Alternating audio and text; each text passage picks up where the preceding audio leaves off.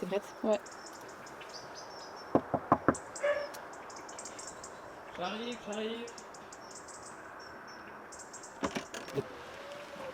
Salut. Ça va? Allez, entrez. Entrez, je vous laisse fermer la porte. Hein. On va prendre notre temps. On est tranquille. Vous arrivez en avance quand même. Je vous ai préparé un peu d'eau, si vous en avez besoin et tout. Ah, attendez, mais on se connaît. On s'est pas déjà vu? Non. Ok, y a pas de soucis. Bah allez-y, venez. Hop, petit endroit cosy pour le tournage. Ça va être incroyable, je vous le dis. Je vous laisse vous installer. Merci.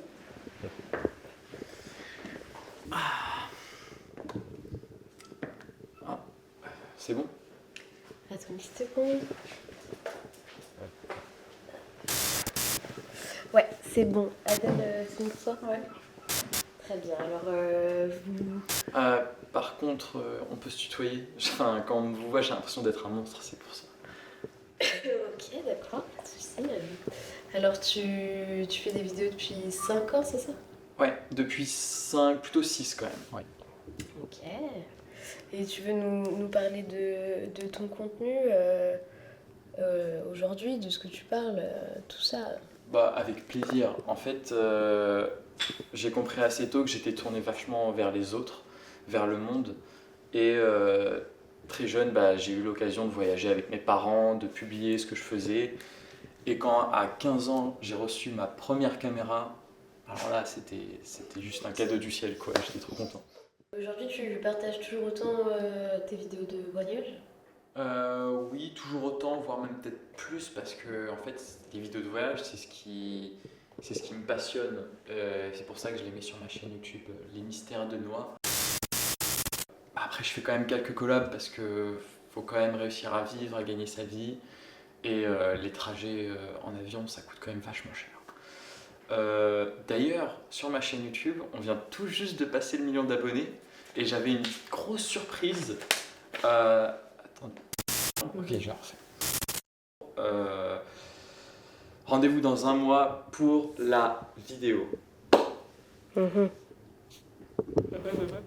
Et avec tes vidéos de voyage, est-ce que tu cherches à faire passer un message? Qu'est-ce que tu cherches à transmettre principalement?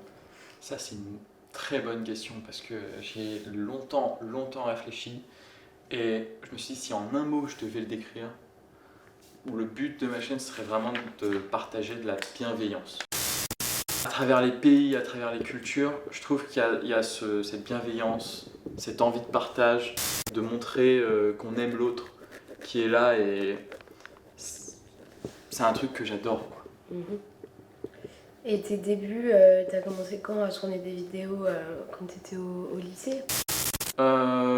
Ouais, quand j'étais au lycée, vers mes 16 ans, ouais, je dirais. T'en as jamais fait au collège?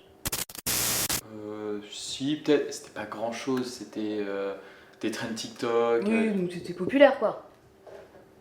Populaire, je dirais pas vraiment populaire, j'avais quelques amis, j'avais pas plus de trucs que ça, quoi. Genre Tom ou Gabriel.